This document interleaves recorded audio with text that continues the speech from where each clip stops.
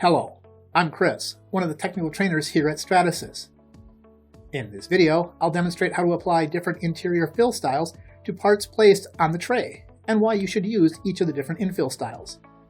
Let's get started. Choosing an infill for your part is always a balancing act between the strength and stiffness of the final part on one hand, and the print time and material usage on the other. The infill options also vary depending on the material and the printer selected. For example, when printing with nylon 12 carbon fiber on a Fortis 450 MC, only the solid and sparse infill patterns are available.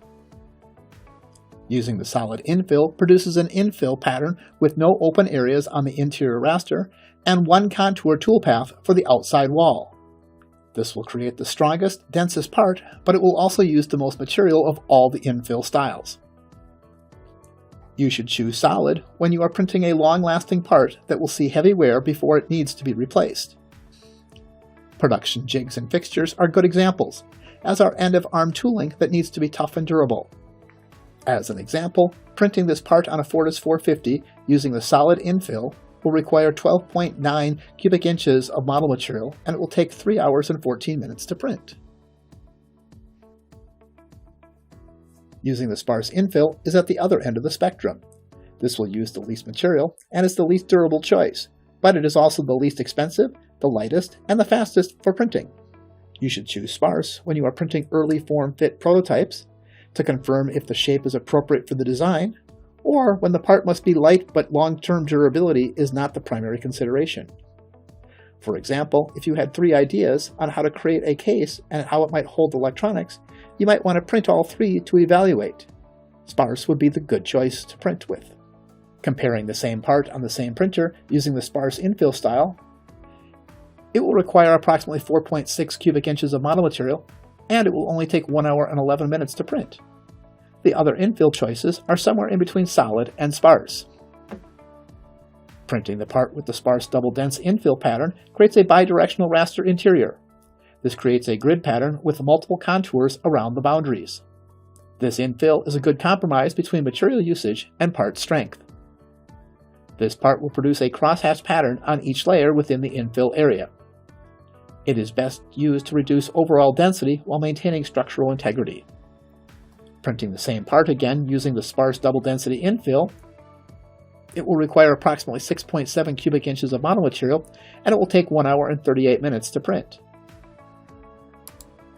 The hexagram infill utilizes a tri-directional crosshatch raster pattern that produces a set of intersecting triangles that will form smaller triangles and hexagons. An extra boundary contour around this infill is applied to increase the compression strength of the outer wall. This pattern is time efficient, lightweight, and strong in all directions. Using the hexagram infill style uses approximately 8.7 cubic inches of model material, and it will take 2 hours and 4 minutes to print.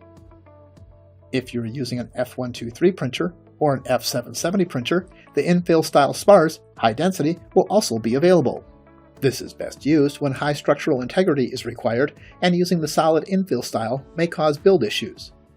Printing the same part on an F770 using the sparse high-density infill style will take approximately 3 hours to print and require approximately 10 cubic inches of model material. Using the solid infill style on an F770 will take approximately 3 hours and 41 minutes and use approximately 13 cubic inches of model material.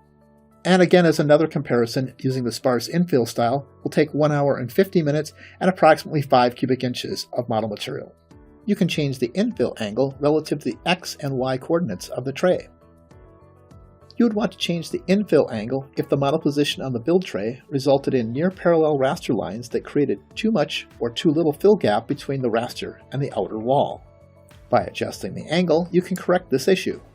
To determine if the infill angle requires adjustment, slice the part, then review the slice layers, looking for air gaps that may impact part strength.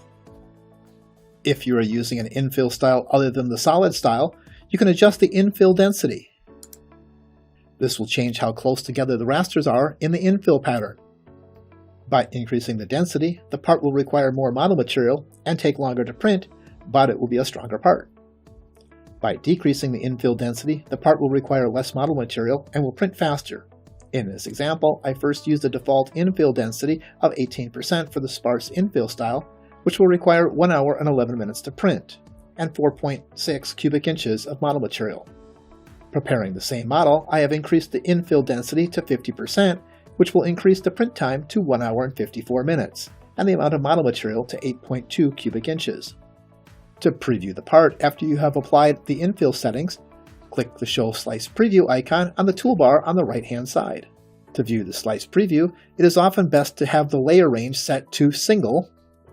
This will make it easier then to view all the individual layers, or you can also choose single and one above, or single and one below. Here I'll just select single, and I can hit play animation. This will play through an animation of the print.